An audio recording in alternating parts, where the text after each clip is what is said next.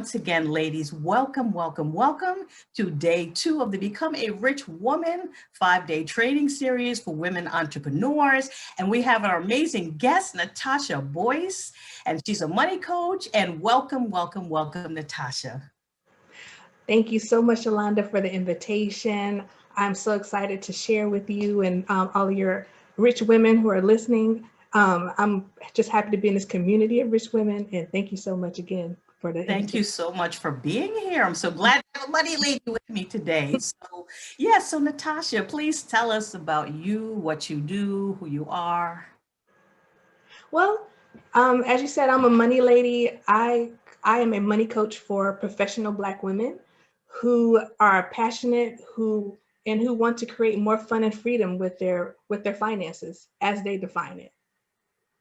Sounds great. Sounds great. So yeah, tell us about you. From what I could tell, what I read, you sound like a very adventurous lady. You have traveled like how many places? Like tell us about that and how you were able to do that.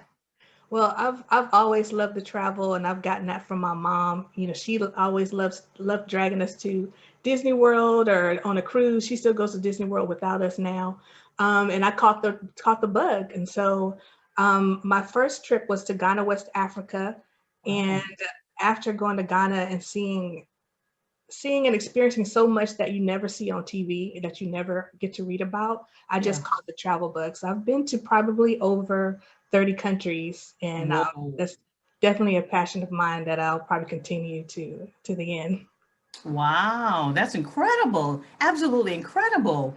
So for the ladies listening, how were you able to do that? Like how were you able to manage your finances and to travel like that? Because I mean, so many of us like that sounds incredible. I haven't done that yet. That sounds wonderful. Like how were you able to swing that? Well, I'm able to manage it because I know it's something that I really value and I prioritize. So I travel, no matter what my income is. So even, 15, 20 years ago when I barely had any money, I would jump on Megabus, try to get that dollar ticket or the $5 ticket and go to New York, or you could get a $30 ticket and travel overnight and end up in Toronto, Canada. So yeah, I just make a plan for it, and I really believe that we should definitely spend on what we love. Unless you're very wealthy, you can't have everything, but you got to have that balance of spending on what you love, prioritizing, and then cutting out everything else. So, when I look at my finances, I saw that, I'm not home that much. I don't really care about cable. I don't care about some of these other things that I'm spending money on. So anywhere that I can cut expenses and move it over to the travel budget, that's how I'm able to do it. And I also love this new technique that is called travel hacking. So Okay. it's for people who you have to be responsible with your credit cards. So if you're a responsible person and you're going to pay them off on time, there's all types of travel cards out there that will give you miles and points that you can use for traveling. So if you're going to spend the money anyway, if you're going to spend a few $1,000s at Christmas time or birthdays, you'll get 80,000 in travel points, and you can use that for another $1,000 to travel. And that's free money. You want to take free money every time. That's right. Wow, great tip. Thank you. That's a great, great, great money tip there. So for the ladies that really want to travel, right? No matter what the income level, you found ways, and this is an amazing, that's an amazing way to do that. Thank you for sharing that. Yeah, and so you have a business, right? So tell us more about your business and what you do in your business. Like I know you mentioned you help women with their finances, but what's your area of expertise? Okay. Well, I also didn't mention that I am trademarked as the Money Savvy Sista. So I do help professional Black women with their finances. And my business, the primary flagship offer that I have is a coaching program. So I help women go through all of the major areas, like looking at their finances, how much are they saving, um, and whether they need to make more money. But my expertise, I believe, is in money mindset, because I always start out and say, I can teach you all of the great strategies in the world of how to save more money, how to invest more money. But if you don't have the right mindset around money, if you believe that, money in all instances is something evil, that you don't deserve to have money, then all of the strategies for creating more abundance and bringing in more finances, they're not going to work. So I do believe I have an expertise in creating a stronger money mindset so that you have a better relationship with money.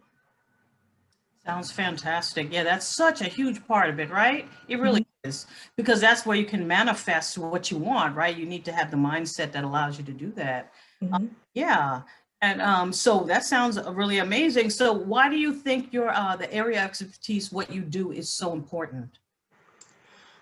I think it's so important um, for Black women to uh, believe that they deserve money, believe that they can have more, and that it's okay. So I call myself the cheerleader Mm. for. I'm the cheerleader, and I'm the Black woman's defender. I won't let anybody pick on us. All So right. All so right. because we it's it's so important because we work so hard. All of us have been taught that we need to work twice as hard to get half as much as our colleagues, and we've done that. We've tried that, but we still make maybe 60 cents on the dollar for every dollar that a man makes. So I think it's just so important for Black women to, for all of us to work on our mindset and believe that we deserve more, that we can have more, and we don't have to overwork ourselves and take ourselves out of balance and maybe hinder our health to do so. And I think the most important part of it is we take care of so many people. All of us know a mom or an aunt or somebody that takes care of everybody else with their time and their money, and then they don't take care of themselves. So I want all of us to take care of ourselves and make sure that our money takes care of us too. So beautiful. I love that. I so agree with you. I say the same thing. It's so true. Like, yeah, because if we're depleted, how are we going to make the money? How are we going to become rich women when you're Mhm. depleted? Yeah, I love that. You're the cheerleader. So say that again, please. What you are? I'm the Black woman's money cheerleader. All right. Woo. So Love it. any desire that you have, anything that you want, it's not crazy to me. You can say I want to quit my job, I want to move to Antarctica and start a nightclub and dance. I'm like, when is the show? Let's do it. Let's make a plan for it. Let's be responsible, make a plan for it. But I am the Black woman's money cheerleader and defender. Beautiful. Wow, that's so wonderful. That is absolutely wonderful. Yeah, so please tell us some more about you, like what you do. And by the way, I mean, but not about what you do. You've explained that. I want to learn more about you and we want to hear more about you. But by the way, what's on the back of your wall, if you don't mind me asking? Well, actually, I'm working on a book. And the hope is that I will stay on schedule and it will be out in January 2020. And the book is basically about my coaching program and a lot of my money beliefs. It's about my money story and what I was taught as a child, with even my parents. Growing up with my father, who was he is a brilliant guy, Hmm. and he's always been the smartest guy in the room. So he taught me you need to be the smartest person in the room. But I also watched him still suffer from layoffs and disappointments and things. And I tried to carry on that advice. I thought I was doing all the right things: go to school, get a good job, put money in your 401k. But when life happens, that traditional advice doesn't always work. We went to war, we had bad economies.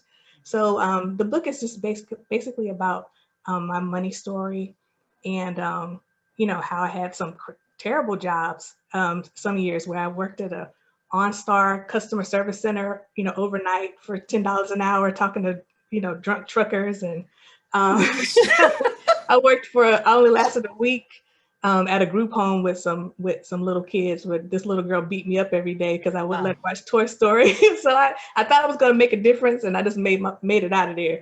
So Mhm. just sharing with people that it's okay that that you are good with money. You're going to deal with issues, but you are good with money, and that's what my book is about. I'm hoping that it adds value, and it lets people know that they can learn anything and they're going to be okay. Oh, okay. Okay, great. And so tell us more about you. Like, where are you from? Where did you grow up? Yeah, well, I grew up in Charlotte, North Carolina. So yeah, a little known fact about Charlotte is that it is the second largest financial center after New York. Wow, So really? in since maybe my senior year in high school and through college, I had internships with Nations Bank, which is now Bank of America. So those were kind of some of my early work experiences where I thought I'd always, work for the banks. And then, of course, as we've seen, each bank has bought each other, and they continue to lay off folks. So I had to learn to become very flexible and savvy, really early with starting my career in the banking area. Yeah. And so, what are some of the ways that you learn to be flexible and savvy? Well, I think one of the ways was to just always focus on what I really wanted. So, in figuring out a way to get it. So, early on, even though I didn't have a lot of money, but I knew I wanted to work overseas. So, when I was laid off from my first job from Wachovia Bank, I said, well, no problem. I'll take the severance package and I'll, use the money to work in Dominican Republic for a little while. I joined the Peace Corps and I worked in the Amazon rainforest in Bolivia for 2 years, Wow, helping a group nice. of women weavers get better prices for their products. And so, just being open to, okay, how can I still have the type of experiences I want and the learning experiences, even though maybe my finances and my career has taken different paths that I didn't really plan on initially. And I think that's what I've learned to do fairly early. Yeah.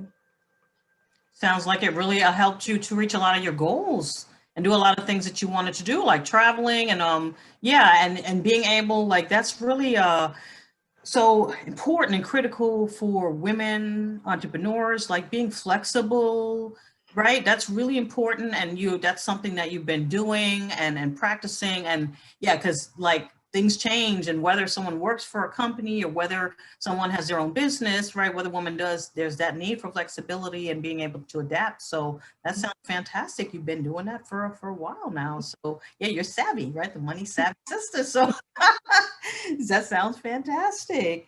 Yeah. So, so what are some specific action steps that you would recommend for our women entrepreneurs to help them with becoming a rich woman? Okay. Well, I think a few action steps that I would take today to become a rich woman is to decide what you want and decide that you deserve to be a rich woman. So you have to define it, because we know plenty of people who are rich. They have tons of dollars in the bank and they still feel poor. Their life is not is their life might not be as lively or as full and as rich as they want it to be. So to sit down and really decide what is what do I want? Where do I want to live? What car do I want to drive? How do I want to feel? What food do I want to eat? Because it took me a long time just to splurge on a expensive salad at some of the Mhm. restaurants because you want to eat healthy food and feel good, and know that you deserve it. Um, don't allow yourself or anybody else to tell you that that's crazy, that that's out of the realm of what you can have. So that would be the first step, and then the second step would be guard that vision. Don't share it with anybody who will not be supportive. Because you got to protect your thoughts, you got to protect your environment. So I would only share it with trusted friends that are going to be there for you and support you through the journey of getting there. And then probably the third step is just be comfortable with knowing your numbers. Don't tense up when someone says you got to sit down and write a budget, because it's not written in stone. They're just numbers. And you can take those numbers in your budget and decide, okay, in this category, I'm spending X amount. I want to reduce this. Or there may be another category in another spending category that you want to increase. And you can just decide from this day forward, how am I going to do that? Am I going to cut savings? Am I going to cut spending? Or do I need to make some more money? Or do I need to set some boundaries with some people who are always borrowing money from me? There's a lot of ways to get to where you need to go. That's right. You're right. That's right. You're savvy. That's it. That's what savvy women do, right? They figure out a new way, another path. Yeah, yeah, that's fantastic. Those are fantastic action steps. Yeah, and I'm just curious. I love books. What's your favorite book? Well, actually, my favorite book that comes to mind is The Heart of a Woman Hmm. by Maya Angelou. Oh, And I believe it's the second book in a series of books that she wrote about her life. And I just really love that book because it when and reading it, it just seems like she really just sucked the marrow out of her life. She just did so many things. I think she's married 2 or 3 times in the book. She marries some really attractive guy, then she marries an activist from the African continent, and she travels everywhere. It talks about her life being a singer and a dancer, and becoming an activist and a writer, and meeting all these great people like Malcolm X and Martin Luther King. And I just really enjoyed that book because Maya Angelou was just such an example of how to just really just take life by the bull horns and just do it. you're absolutely right. I really admire her. Yeah, I really did. Yeah. Yeah, I when I started to realize her impact on me after she was no longer here, but I was like, this woman was incredible. I mean, what she shared, how she spoke. So, what is most inspiring to you about the book? You said taking life by the reins, and what's the most inspiring thing from that book for you? I think the most inspiring thing is just her courage. Mhm. Really being courageous to um, step out and do and have all the experiences that she wanted to have all the relationships that she wanted to have. And if they didn't work out, she didn't, fold up and go in a room in a cave for a year. She went out there and decided to love again. I think that's very courageous. And Yeah. I just, I work on courage every day for myself, and I'm hoping that I can help other Black women be more courageous with their money as well. Yeah, and yeah, you shared with me that you are the money coach for bold and courageous women, right? So Yes. yeah, I really I see you went to courage right away, and that's what you help women, right, who are bold and courageous, and to be more bold and courageous. And yeah, we can use more of that all the time, right? Definitely. Yeah, Yes. and what would you say is either your favorite mantra or your favorite quote that you live by? Hmm. I'd have to say a quote by Maya Angelou, actually, where she said, "Life loved the person that dared to live it." Hmm. Okay, okay. And so, how do you live by that one? That's amazing.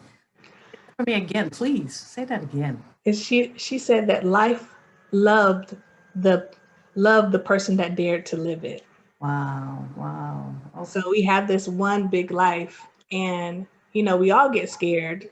There's so many things that we could be fearful about. I mean, I'm nervous about writing this book, but I was very nervous about starting my business. Who would want, who needs a money coach? Why would you want to talk about money? Even my parents are asking me, are you sure you're not focusing too much on money? Is it, um, How is that possible? right. Because it's the whole thing of, we just want to be comfortable. We don't want to talk about money. And it's only acceptable to talk about money, if you're talking about it in the realm of being charitable and all of these self-sacrificing things.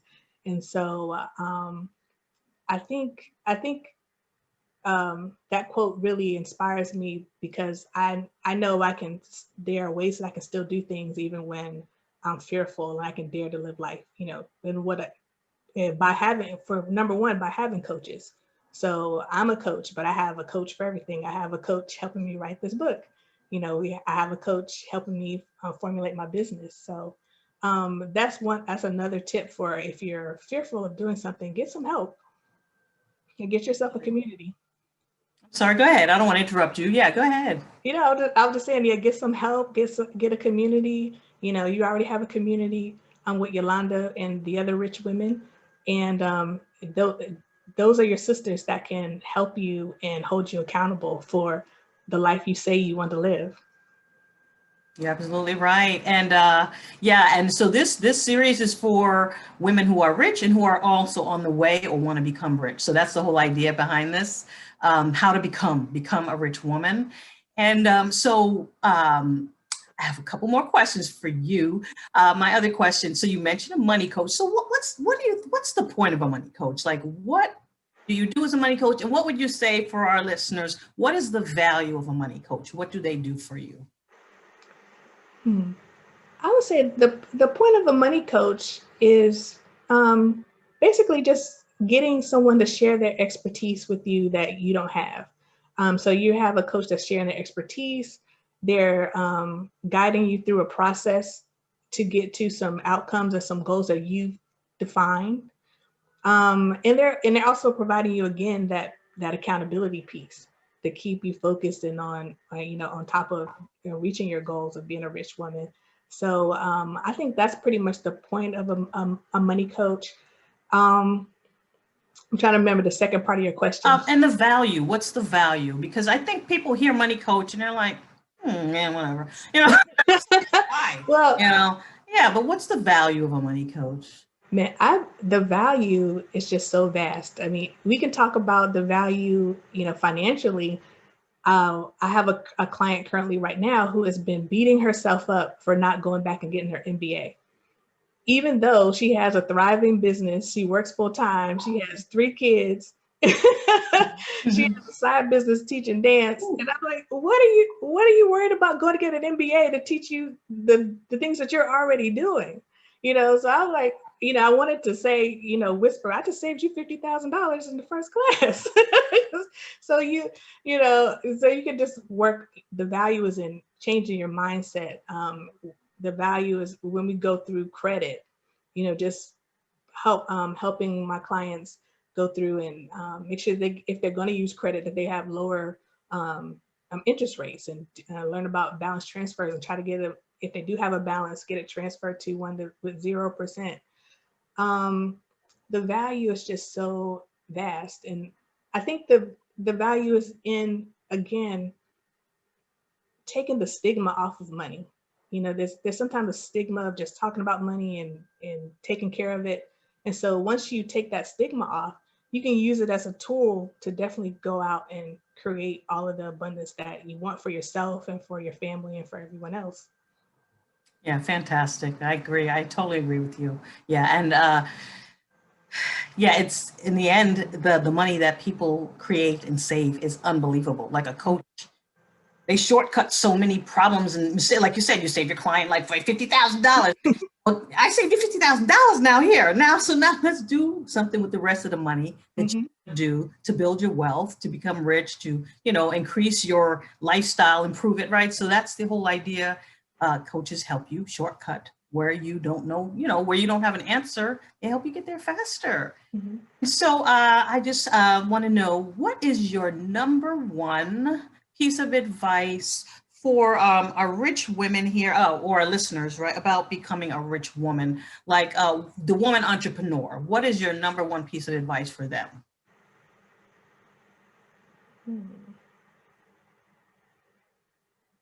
I'd probably say the number one piece of advice I could share at this point that I'm working on mastering is just making sure that your business reflects and takes care of your life. So make sure that your business supports the lifestyle that you want to have. Because a lot of us, I know myself, I can be guilty of it, of working a full-time job and then starting my business and creating it and it emulates the full-time job that I'm trying to slowly transfer out of, and with the extremely long hours, with trying to do everything by yourself without, delegating and, sitting down and hiring that virtual assistant. So I think that would be the number one piece of advice I could share for other rich women entrepreneurs, is to make sure that you create the business that supports your lifestyle and supports a healthy, balanced lifestyle. Sounds fantastic. Sounds fantastic. Yeah.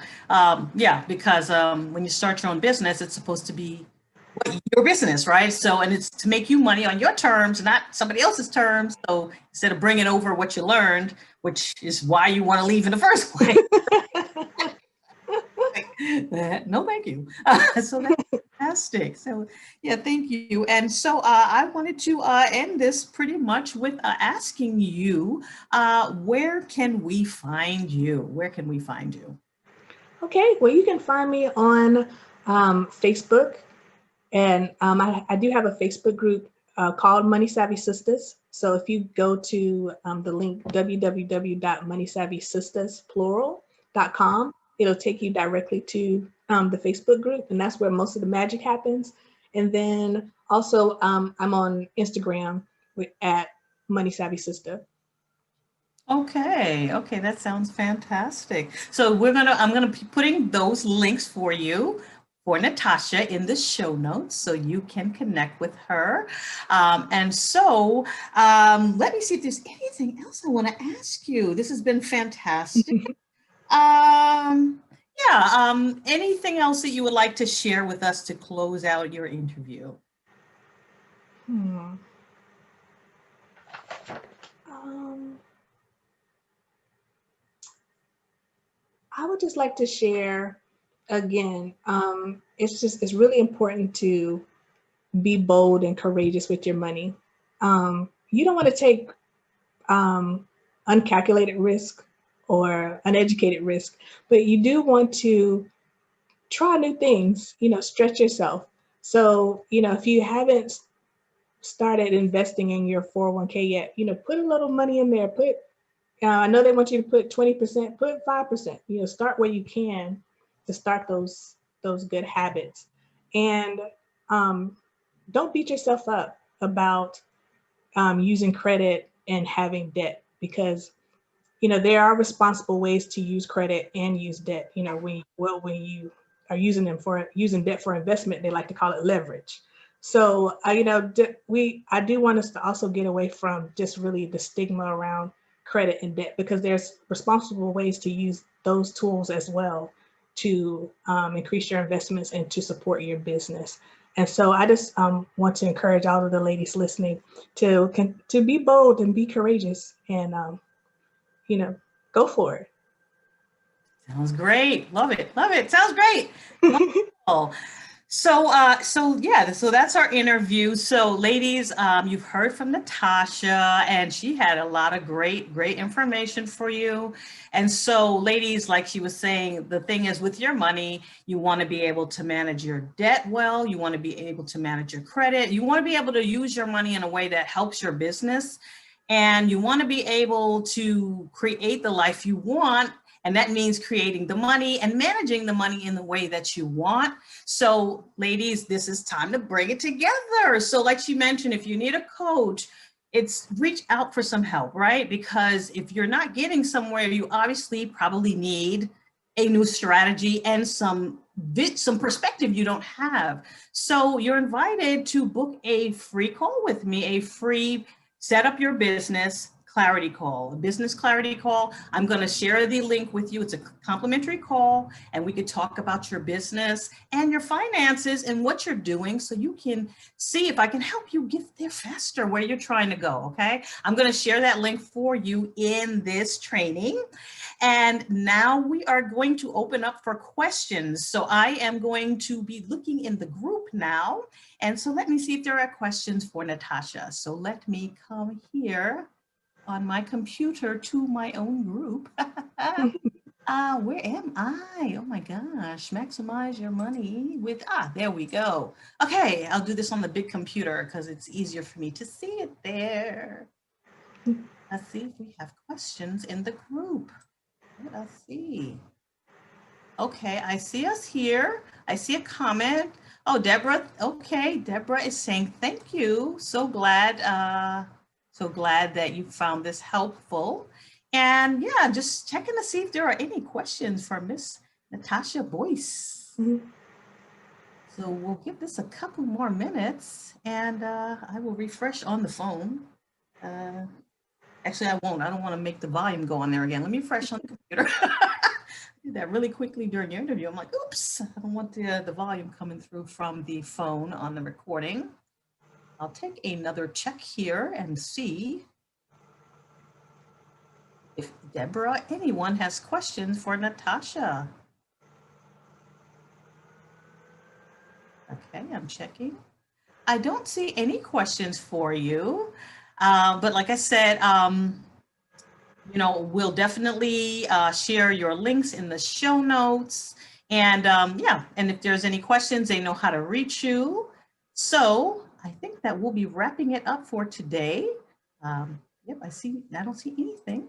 Okay, so that's it. And so thank you so much, Money Savvy Sister, right? For yeah, I said that right. Yeah. Yes. I don't want to mix it up. Money Savvy, your Money Savvy Sister. Thank you so much, Natasha, for joining us for this Become a Rich Woman 5-day training series for women entrepreneurs. Thank you so much for being here. Thank you so much. And I'm willing to come back anytime just to hang out. Okay, fantastic. We would love that. I would love that, and so would we. Okay, so ladies, that's it for today. That's today's training. So join us tomorrow again for day 3 with Rosetta Thurman. So join us at 1 p.m. for Rosetta Thurman's interview. And as always, I want to remind you to own your finances, and I'll see you tomorrow. Okay, have a good rest of the day. Bye-bye. Thank you again, Natasha. Bye-bye. Thank you.